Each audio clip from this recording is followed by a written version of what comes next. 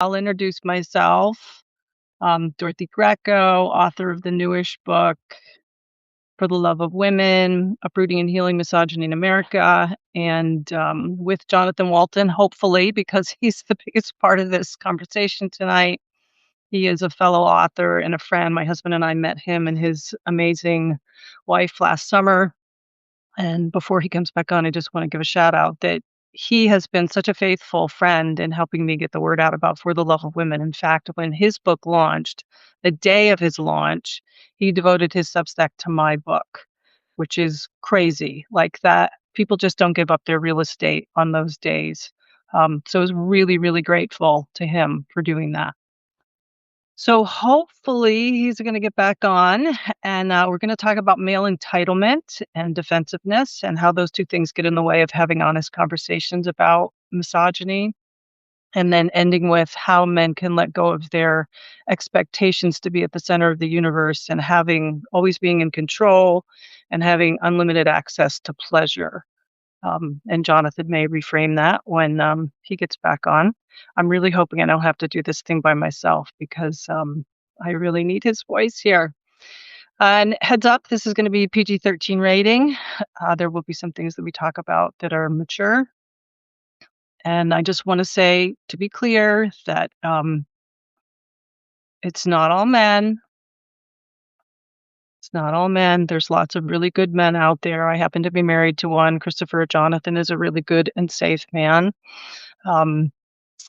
I have interacted with a lot of women online, though, who feel like there are no good and safe men out there. Okay, Jonathan, talk and let's hear. Oh, I still don't hear your voice. I know I've got nope, I can't. Can anybody else hear him? Anybody else hearing Jonathan talk? Jonathan, say Can something. you hear me now? Yes. Yes. Oh my gosh, that was a lot of work. It's all right. I think I figured it out. Okay, so I everybody fi can folks hear Jonathan now? Okay, awesome. So I did my little intro of myself. I gave you a shout out for being such a great supporter. heard it, so you're all good. Yeah, so say whatever you want to say about yourself and why you're here, and then we'll just keep going. For sure. My name's Jonathan, and Dorothy is absolutely right. I gave up. I didn't see it this way, but I did give up the day of our launch to talk about Dorothy's book. And the reason is that I think that my book does not exist without books like Dorothy's. Mm. My book doesn't matter without calls for significant and substantial change. Mm. So my book is about what does it look like to integrate ourselves with our, thoughts, feelings, actions, so we're not disintegrated people, right? But and my probably point of deepest disintegration is in my intimate relationships with the women that I love the most. Mm.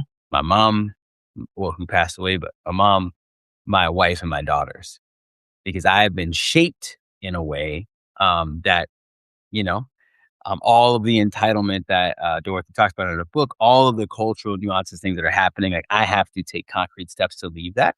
Um, and I won't do it unless I'm held accountable. Mm.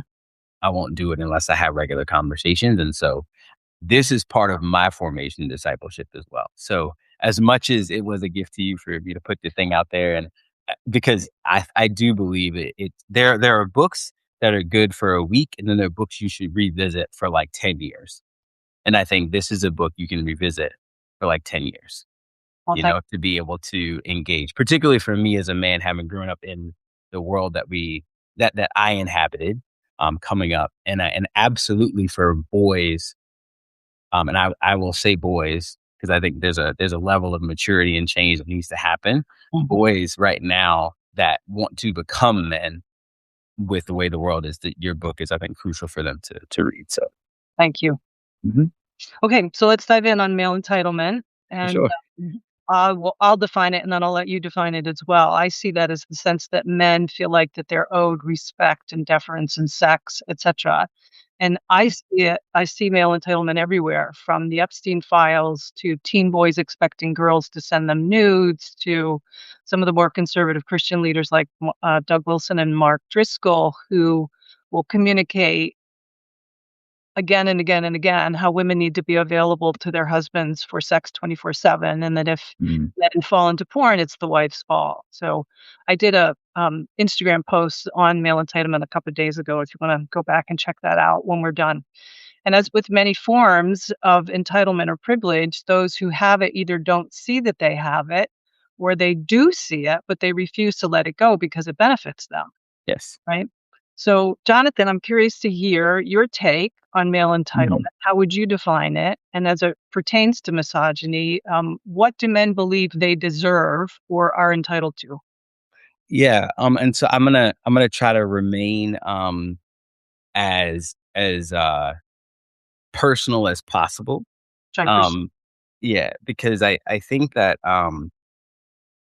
men, particularly, that's where we don't wanna go because shame holds us. Mhm, Um, but if we name the thing, we can deal with it, you know?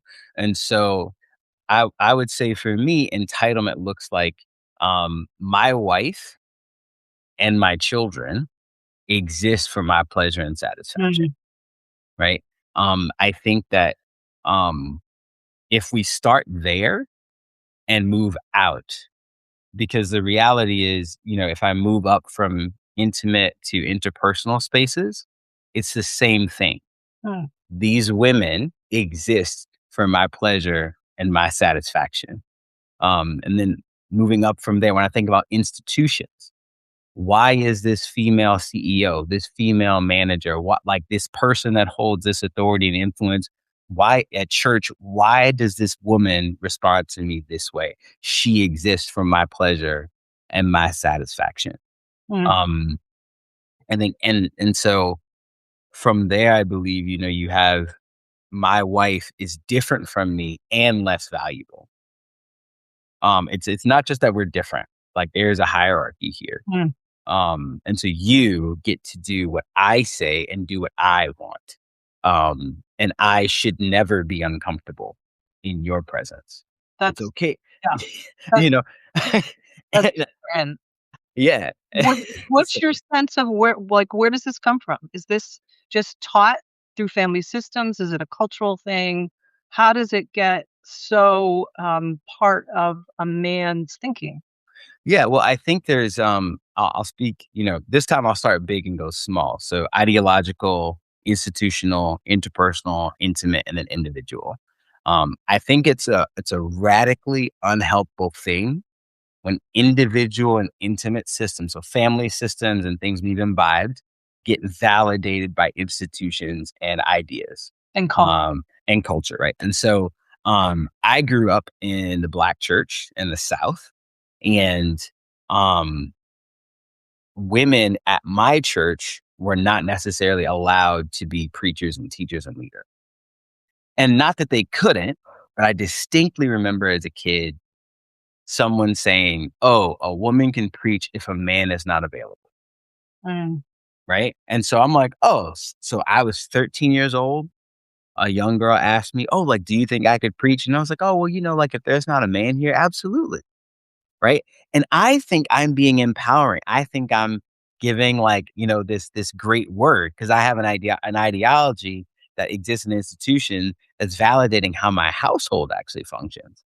Because my mom actually told me, "Jonathan, I'm not supposed to be your dad. I might be operating as both of these things, but, like, yeah. men are supposed to do these things." And so I had an ideology that twisted what my mom said to make, "Oh, I'm supposed to do these things, and then women are supposed to be this way." So rigid Yeah. gender roles that Right. are part of the entitlement package, Mhm. right? Right.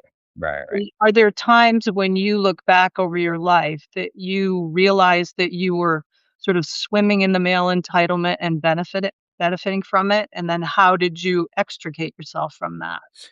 Yeah, I think, unfortunately, I had, very unhealthy, physical and sexual encounters with women. when I was younger. And so, um, I thought that I was, um, in control. That's how I perceived these interactions. I thought that I was getting what I wanted in these interactions. And the way that I interpreted these interactions was, um, y I believe you exist for my pleasure, and you do. Mm, So then these things became validated. So I saw porn at a very young age. I was 9 years old, wow. and that changed, this dynamic. Yeah. And it was an unspoken thing in my family that the boys were being exposed to these things. We never talked about it, right? And so there's a shaping that's happening, and then again, because pornography is a solid, it's an individual, isolated, shameful thing. And then when I went out and had intimate relationships, it validated that interaction because the way I acted was reciprocated, So right? you were expecting the same things to happen that you saw in porn. Mhm. Yeah. Yeah, and unfortunately, that was validated, right? And so not of course, not in every way, but in the pleasure and satisfaction. I was never, at least in that, 15, 16, 17-year-old Mhm. brain, uncomfortable. I was never unsatisfied. And so that set up this interaction where, "Oh, this is normal." Right, and they're probably, forgive me for assuming this of you because we Mhm. weren't friends back then, but It's alright. probably wasn't a whole lot of conversation with the young woman. Are you satisfied? Is what's happening good for you? Do you No. feel honored? Do you feel blessed? It was all centered on your pleasure. Yes, Yeah. and when I was done, we were done, right? Like that reality, and I think the only way I was able to extricate myself from those things was that I wasn't able to do it. I needed other people. I needed women who were able to say, like, "This is not the standard that I'm looking for." Now, unfortunately, it was not the church that extricated me in a way that was healthy. Mm, And so I posted that, right. in a Yesterday. response to this. It's like the church taught me the same thing. It's not that all women exist for my pleasure and satisfaction, but one does, you know? And it's not that like, all women are different from me. It's yeah, no, they're different and my wife is subservient, you know? Right. So you And go ahead, sorry. no, but that yeah, and that she's and I think the one that is particularly insidious and unhelpful is that she'll be grateful for this. Mm, Like, this is actually what she wants, and the manosphere, I think, spins that like, this yeah, is what women want. yeah. This is what women deserve. This is actually their rightful place, and that I think that is deeply violent.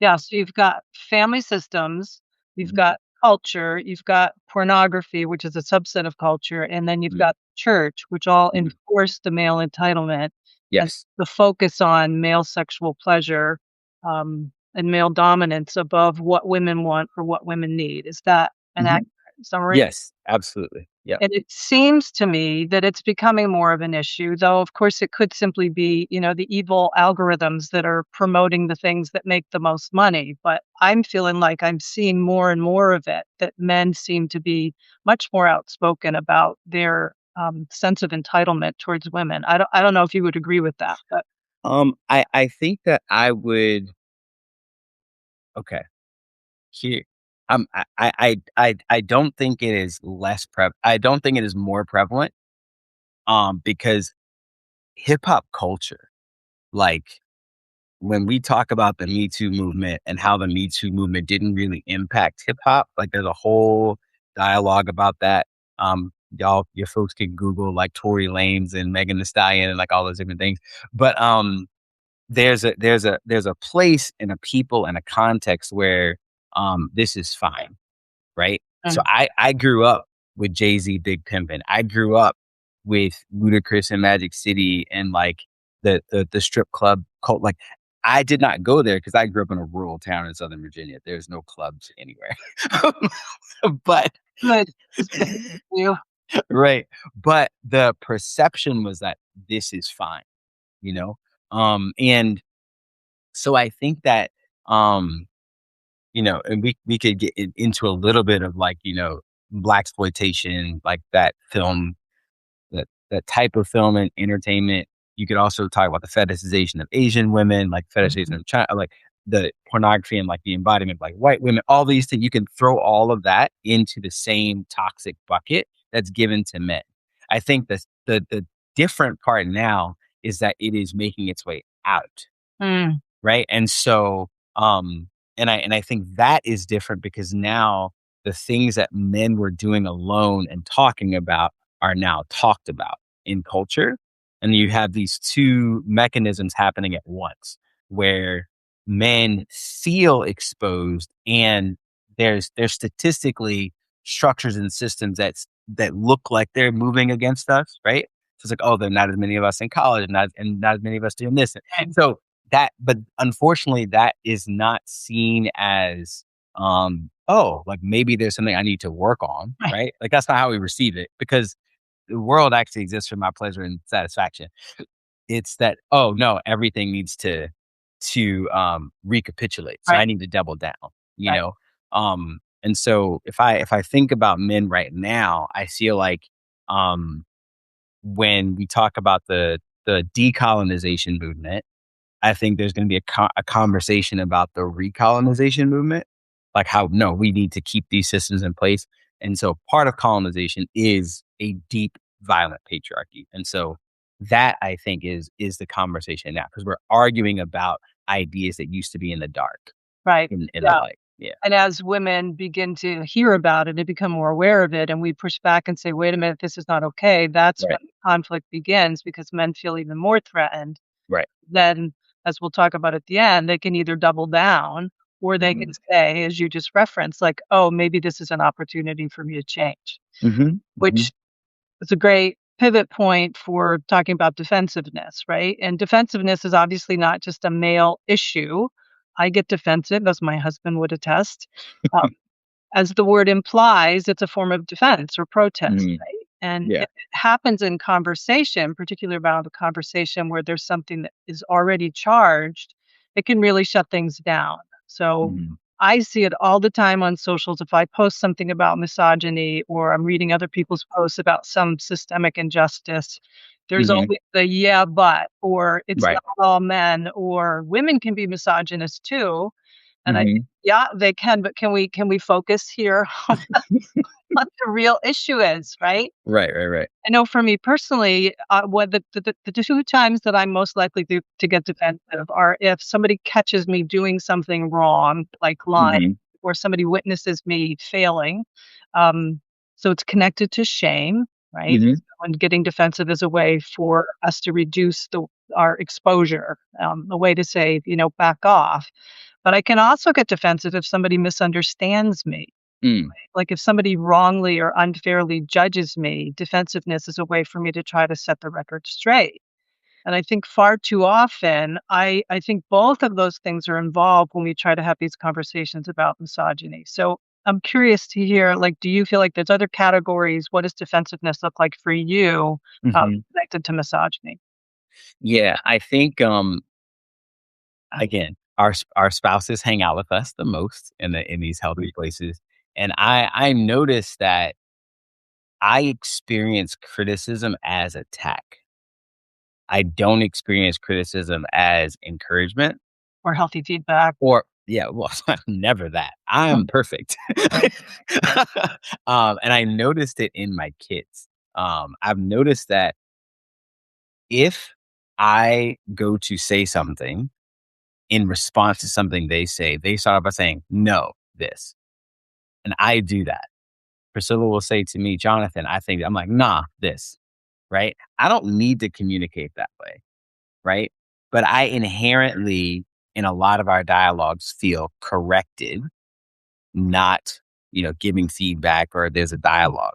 Um, there's something that I've noticed is that if it's very easy for me to perceive disrespect, right? And I grew up, in the South where respect is there's a very real thing happening.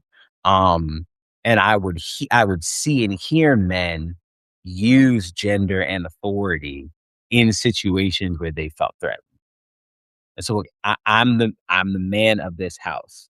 So back to entitlement, right? Yes, back to the entitlement. And I think that comes from the fact that we feel attacked, but are not being attacked. So our feelings are not reality, Yeah. but I don't think in a bucket of entitlement we can interpret it any other way.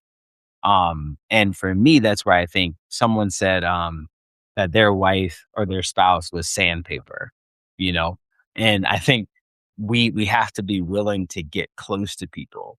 Yeah. And my wife was willing to get close to me and hang out in the like, hey, I'm not attacking you. And then I have to be willing to hang out there as well.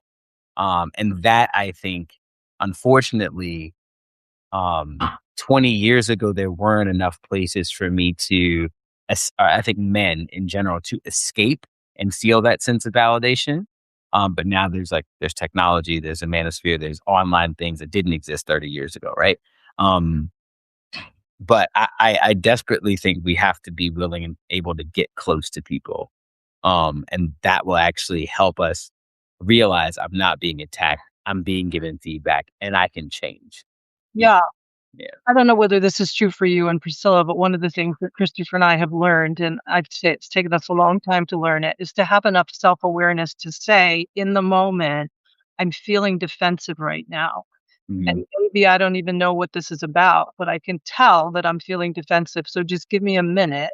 I might mhm. see if I can figure out what's happening. And then oftentimes we can come back into the conversation and be less guarded and really hear each other. So I don't Mhm. know if that, rings true for you or Um, y'all are a little more emotionally aware than I am. we are Yeah. slightly older. So But I think the equivalent, and this honestly is about 3 weeks old because we've been having conversations about this, but it's been really helpful, is that, me and Priscilla have been, and I actually think this is true up the chain. So interpersonally, I think my editors might say this as well. I'm not having a conversation to invite dialogue. I'm telling you what I think, and if you communicate back to me that you want something different, I'm going to re-explain it until you like capitulate. And so something I noticed, I said, Priscilla, I think I'm not inviting dialogue because I'm actually sharing feelings that I don't know how to say. Right. mm, And so last night we got into something. It's always at night. It's always time to go to bed. And I needed to do some work. And she asked me to do something. And I just snapped back at her. Right. And so I came back like 3 minutes later and I said, hey, I'm sorry. I'm feeling anxious about this deadline tomorrow that I haven't met. It has nothing to do with you. I'm sorry about that. You know? And so I think that um because me, and then I would argue a lot of men are not emotionally like non-emotional, because that's not true. We're all having feelings, right. right? But because we are either suppressed or we're never given permission or just don't know, then it comes out of these other ways. And one of those things for me is I do not invite dialogue. I want you to understand, and I don't even register that I need to feel understood, right? It's not even conscious. Yeah. But until she backs down, submits, right? Then I feel understood because I know how to, that fits in my bucket of entitlement.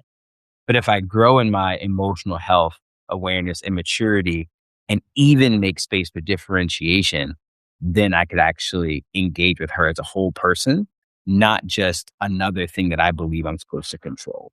Right, and that's not something that we can just say like, "Oh, I'm gonna decide to do that today," right? It takes work, and it takes commitment, and it takes Mhm. perseverance, and to some extent, what you're talking about, I discuss in the book For the Love of Women, Mhm. which is how misogyny adversely affects men because it Mhm. does constrain your emotions. Exactly. What it tells you is that you can be angry, but you can't be soft and you can't be vulnerable. Mhm. We're Mhm. talking about is dropping the defensiveness and being vulnerable so that we can really listen to each other. Absolutely. Yeah, Right. And I mean, your book, um, one of the things that I found really helpful, particularly it's deeply researched. Like Mako Nagasawa wrote a book about abortion, and he said, Jonathan, I was trying to build a fortress, that people couldn't argue with, and he did. It's an exceptionally well-researched book, and similarly, yours is the same way because people want books they can argue with, Yeah, right? We don't want books that, like, kinda lay it out there and then you have to deal with it, like, and I think, there's enough data in your book that I'm not I'm not actually, or when I say I mean, like, men, like, I can't argue with what's happening. I have to make a decision about how I'm gonna right, engage, right. and that's a harder reality for a lot of That the perfect segue for the final point that we wanted to talk about, which Mhm, is what would it look like for men to change their expectations of being in control, getting sexual satisfaction whenever they want, being the center of the universe, to living in reality and understanding that actually those things that they're chasing after are a mirage and they're going to mhm, lead to loneliness and their demise, mhm, right? We think like other forms of systemic injustice, misogyny is such a pervasive issue that it can't be easily fixed. And mhm, that so often we as humans just feel like, well, this is too big. I can't. I'm only one person. Like, how could I possibly do anything mhm, to change the narrative? And then the default is just like, yeah, I'm just going to ignore it and go on. Or if we're the ones in power, we then want to make sure that we protect our power base. right, And those folks don't want to change the status quo. But the problem is that neither of those options are compatible with Christianity, right? mhm, And that's where the perspective that we're coming from, which is that we're called to be reconcilers and we're called to address injustice, to not ignore it. I think that when I continually go to the Sermon on the Mount, and I think it's so clear that blessed mhm, are the peacekeepers, blessed are the meek, blessed are the humble, not the proud, not the corrupt, not the warmongers. So Jonathan and I both watched, I didn't finish it, but, a new I Netflix finished it. Netflix documentary on the manosphere, Mhm, and just to give you a little example, I don't know that I would recommend watching it. It's, pretty brutal, but, one of the men featured who, is this, like, multimillionaire, he's huge influencer, particularly for young men, and he shared, this is where it gets PG-13, no, maybe R. Um, that the night before he had live streamed a woman giving him a blowjob in a public restroom in a bar, and he had just met her. She knew that he was filming it, and he saw this as like the pinnacle of manhood.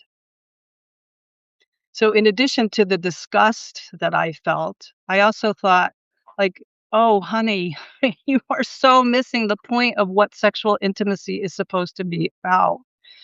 Um, so I think like these men who are living these entitled privileged lives, they might think that they have it all, but someday they're going to be 50 and someday they're mhm. going to be 60 and someday the young babes are not going to be interested in them. And the reality is that in order to really be loved, we have to be intimate. And in order to be intimate, we have to be vulnerable.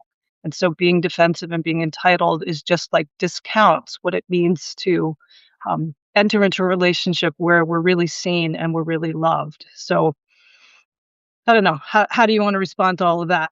I mean, so I'll be honest, I watched the whole thing, um, and I was thinking most of the day when I was not at meetings, "What am I gonna say to Dorothy about this documentary?" We talked, um, and most of it for me was really sad. Yeah. Um, there one well, there were 2 particular, moments, um, where the influencers were being asked questions, and, the documentarian, Lewis, I believe his name was, Yeah. or Louis, he started to ask questions of the women in the room, and I watched, I think the guy's name was Miles. I watched his face when she was being questioned, and he looked 5 years old. Mm, Like, there's something happening that they do not want to be questioned. And I think that for me, that the same thing happens. There's a deep insecurity about being questioned because if I am questioned, then I might be wrong, and if I'm wrong, I might be cast out, Mm, right? Like I will be sent somewhere isolated, worthless, whatever. But like usually in the workshops that I lead around like emotional health awareness and maturity, and we start asking questions about feelings. I've never been in a conversation where we didn't end up with like, well, why do you want to do that? Why do you not want to do that? At the end, it's usually like, I would feel worthless. Like mm, I'm just disposable. And I think that, and if I'm putting words in this young man's mouth, it's if this woman is gone, if these women are gone, I am nothing. And that I think is what's happening. And that I think that's at the root of the incel movement. That's at the root of a lot of the intimate partner violence is like, you can't leave me, and because and I do this in subtle, socially acceptable ways with my own wife, right? Is that like if she thinks something of me, my whole day is ruined, mm, right? My life revolved around my mom. And when she passed away, it's like I had lost the son. mm. And then I just put Priscilla in that place, right? And I was never meant to revolve around that. The Lord God Almighty is supposed to be my sufficiency. Yeah, And I can't love Priscilla unless I believe that I'm loved or she becomes the object of my affection and the reason for it, which it just she can't be the well and the recipient. It doesn't work like that, you know? And so that to me was something that was disturbing about the documentary. And then there was another young man who was so excited to meet the influencer. He was like, I just watch your videos yeah, and that again, like that reality of like this young man has set his North Star on this yeah. man, Right, right? Which means that the women around him will suffer. right. But ultimately, that young man is suffering. Right, and so the question is, how do we help them see that? Like, how do Mhm, we help the men come out of this illusion that if they are in control, if they're entitled, if they, have access to whatever sex they want whenever they want it, that mhm. that's the best thing for them? Like, that to me feels like the big puzzle that I don't know that I have the answer to because that feels insurmountable to me.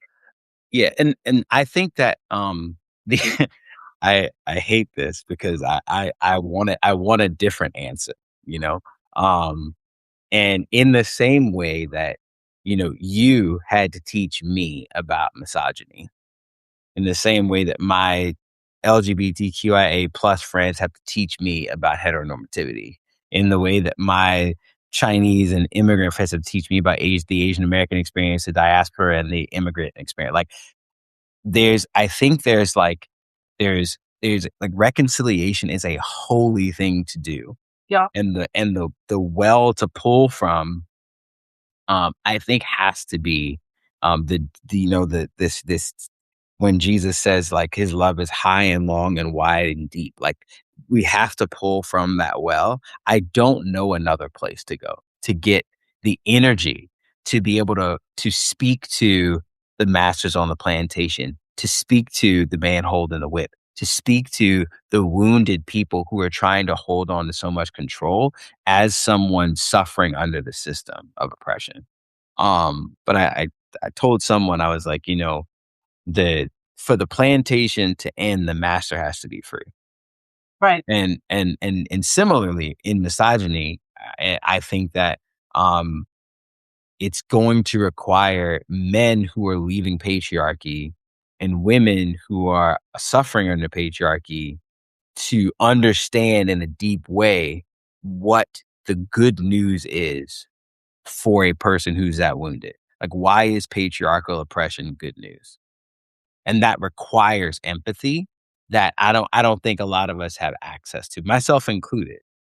Because I would love to just vilify the men that I'm better than, right? I just replace I get on my high horse and judge them. You know what I'm saying? Yeah, and I think it's too easy for me as a woman to really judge these men because it Mhm, does feel like they're so misguided and they're so, um, evil towards women. Like, you look at the Epstein files, and I think what mhm. there was entitlement, Yeah. there's misogyny, and it's evil. Yes. So I don't wanna have to do the work for men. I Right. don't wanna be the one who has to teach you what empathy means, but at the same time, before the Lord, I feel like, well, but I have to show empathy if I expect them to show it to me, and I have to figure out what does it look like for me to love these men. Often it will be from a distance, it's not gonna be up close and proximate, but Mhm. if we as believers can know with some assurance that what they're after is going to lead to death, the only way they're gonna see that what we have as life is by us loving them. Mhm. Wow, that feels really hard as a woman. Yes, and I will say this, particularly to the women on the call. Um, in my book, and again, like, I feel like your book and my book could go together. It's like, okay, how do I do this? I know what's the formation necessary to do it. Um, is that I don't think a woman has to talk to a man to resist misogyny. Like, I just don't think that exists, because misogyny has so infected women that there can be internalized misogyny, Right, right? absolutely. And so I do believe that there is a woman, or just any person who's a non-hetero, cisgendered male, right? Like, that suffers under the system, could spend a lifetime undoing what has been done and posturing yourself towards the people that you meet in a way that is loving and helpful. Like, I actually think that that is activism enough, Yeah. to experience and receive that liberation and live out of that, and to receive and reflect the kingdom of God in that way. Thanks be to God that on this side of heaven, you can receive and experience that type of freedom. Um, And forgiveness, right? That I feel like yes. we have to talk about that too, that as men maybe begin to get an inkling of, "Oh, perhaps this is not the best thing, not just for me, but for the women around me," Mhm. they can receive forgiveness, because I think if they don't have that as an option, frankly, I don't understand how they would ever have the courage to move out of their, oppressive system.